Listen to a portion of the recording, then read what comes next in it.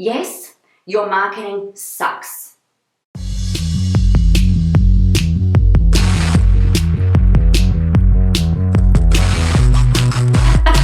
What a way to start a blog, huh? Telling you that your marketing sucks. Now, sorry, not sorry, is the hashtag that needs to be thrown in the mix right now, because it does. Your marketing sucks. Most of the time, what people are looking at doing is they're putting stuff out there that talks only about them, that doesn't actually solve any of your ideal clients' problems, and they're not focused at all with what it is that they're doing. Now, what that means is that everything that happens from that point is like a domino effect, right? It all falls down. So this is exactly what we're going to be looking at today, so that we can see how we can fix your marketing so you can get out there and do what you do in the world. My name is Nicola, and welcome to the training today. Now, you know when you go and put some stuff out there and you're like, hey, you should totally download my free download, or this is the most awesome thing that you've ever seen, or this is the thing that you need to learn so that you can get to where it is that you want to be. Now, that all makes sense, right? And that's what everybody out there is doing right now. Most people with their marketing at this point in time are not, however, creating an emotional impact or an emotional connection with the people that they want to help. Now, the thing is this, you're not alone, and it's not just you.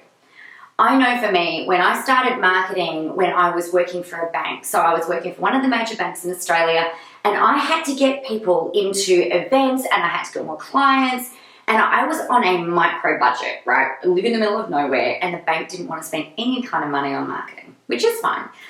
But what that meant is that I would need to get people into my seminars that I was running, into some talks and networking type things that I wanted to do. And I couldn't just say, come and get the cheapest home loan rate, because, I mean, that's a good point, but most people don't really care. They want to work with somebody, or they want to spend time with someone who gets them, who understands them, who listens to what it is that's going on in their life, and that can provide a solution for that. Yes, money comes into it, but they also want to feel heard and understood, and they want to be sure that the person that they're speaking with gets them. And that's really what you want to be doing with your marketing. You want to make sure that it creates an emotional connection with the people that you want to help. Now, there's two ways of doing this. The first way is going out there with a, hey, I've got this free thing and you should totally download it. But then we need to look at the rest of what you do as building a long-term relationship with people, okay? And that creates emotion. You can't have a long-term relationship with somebody being purely transactional with what it is that we do. There has to be an emotional connection, otherwise they have no loyalty and they'll just go and shop around wherever it is that they can get the cheapest price, which is, their right. The other part that we want to be doing, though, is making sure that you're constantly emotionally engaging and not just shoving your stuff down people's throat to try and entice them to buy, because that just doesn't work. Well, it does for some, but it's not a good long-term solution. The other thing that you want to look at doing is creating that emotional connection on the front end, and then giving them something for free, and then building a bit more of an emotional connection, and then maybe offering them something for sale, and then creating another connection.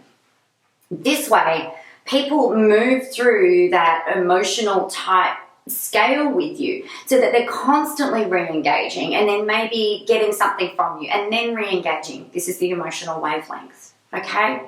It's no good only going out there telling people your story, because if they don't understand how you can help them, then all you're doing is creating an emotional connection and not getting them to take any action.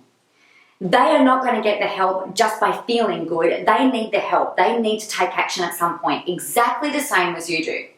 You need to take action at some point in time. I can't just sit here for the whole entire time through my blogging and through everything that I'm putting out there on Facebook and everything that I'm putting out there on Instagram for free. There's got to be an invitation for you to take action at some point.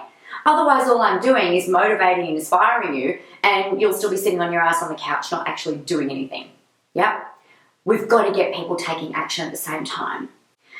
So to stop your marketing sucking, you need to know who it is that you're talking to, you need to know what their biggest problems are, and you need to know how you can create an emotional connection with them that makes sense with what it is that you also have to offer. So Go ahead and do that. Create a profile of your person. Work out what it is that they need. Go and work out how what you have been through in your life can relate and be similar to maybe the processes that they're working through, or maybe the position that they're in, so that you can create a long-term connection and a long-term story with people that has them really connecting with you. And then by the time you get to talk to them either on the phone or in person, it makes sense for them to invest with you in what it is that you're doing and the solution that you provide. My name is Nicola. I would love to hear your comments below here. You can email me, nicola@nicolamoras.com.au. You can catch me on Facebook, which is facebook.com/Nicola J. Moras. Find me on Instagram, or come out and hang out. Leave your comments below. And I look forward to hearing all the amazing results that you get and stopping your marketing sucking.